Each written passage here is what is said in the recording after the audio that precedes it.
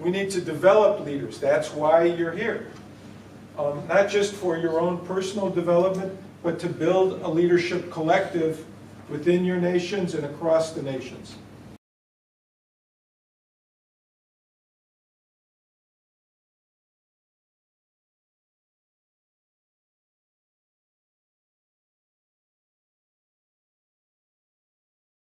Years ago, my organization, CASA, remember that called me home, right? So we started just doing this part, providing services, because we have a lot of people, immigrants and refugees, who come to our doors seeking clothing, food, English classes. So we say, okay, we are going to focus on helping on this. We are very, very proud that we provide these services to our families, to our community, because we believe that that is an extraordinary opportunity to organize that community. But then my board of directors come to me and say, that is not enough. If you really, really want to make a change and the difference in this community, you need to organize this community. It's the way how we call from victims to fighters. We need to fight back to change the system, and not only for your individual case, but for the collective case. We decide that it's so important to organize in different ways. Identity issues, including environment, immigration, civil rights, etc. But also community organizing in the neighborhood, to make sure that we fight for specific issues in the neighborhood.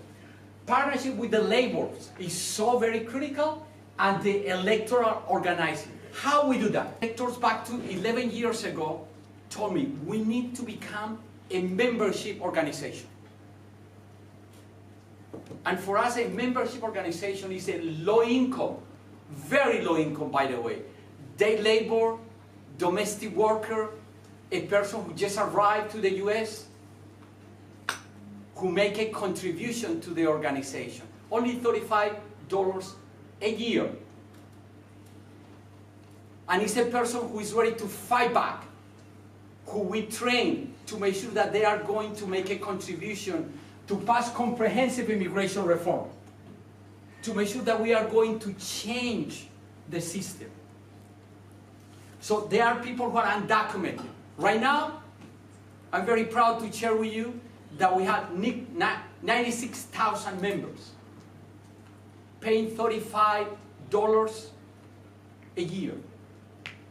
So on an annual basis, we receive $1 million from our members that we use to build power, to fight back, to create a better society for our families and for our community.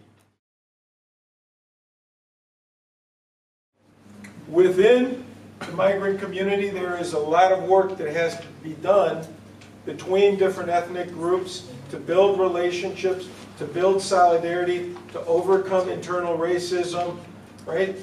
To begin to get people, find the leaders who will act. With potential allies, who are they, right?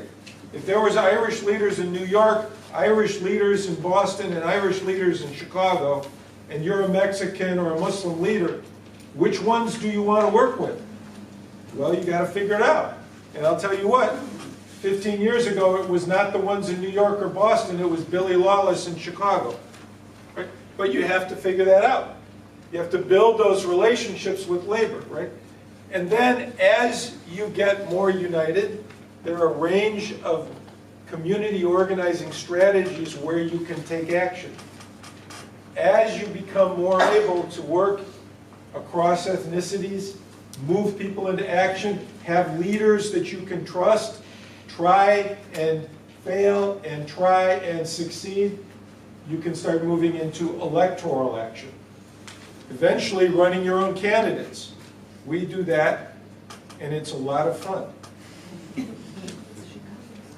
When you start to do that, all of a sudden you're not a victim, and all of a sudden you're not somebody who gets paternalistic support, They get mad at you, and then after you got down in the gutter and you kick and scratch and bite and claw a little bit, when you get up, they say, well, let's be partners.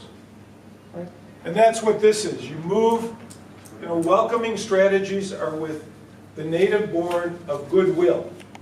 And they're about communication, they're about building relationships, they're about, the bloody foreigner contributing blood, right? They're about building that goodwill and finding your allies. But that's also not a marriage of equals. Where you want to get to is you're actually sharing power. They need your leadership, they need your community, they need your work, they need your business leaders. They want to be in a relationship with you which is more just, which is more fair, which is more equal. And so these are strategies inside each one of these things, either with the dominant community, the native born, within and between migrant communities in which we organize. The reason that this thing is on the bottom is that it does not matter to us which of these strategies to pursue. In every single one, it is important that the leaders are explicit about shared values. Shared value of being anti-racist, the shared value of fighting and acting, the shared value of valuing freedom of religion, of equality, right? And that they're explicit. People have to tell their stories. The communications track is we are in a war inside this culture between those who want to oppress, demonize, marginalize, and those who want to build democratic equality. We need to tell our stories. Those relationships within, between migrant and refugee leaders, but also with allies who will operate fairly, share power, very important. We do not believe it's democracy if the people who are affected are not doing it. That's the underlying thing here. It's not a democracy if the people who are affected are not at the table. There are a lot of migrants, refugees in Europe and the United States. They need to be at the table, and they need to be partners. Finally, and this is where Gustavo has been particularly brilliant in his organizing, poor people spend money. Right? If you're Irish, like most of me, 60-some% of me, you spend it on beer no matter how poor you are. Right? Who doesn't have a cell phone? Right? Who doesn't have a television? There can be small amounts of money from many people that add up to big money for justice.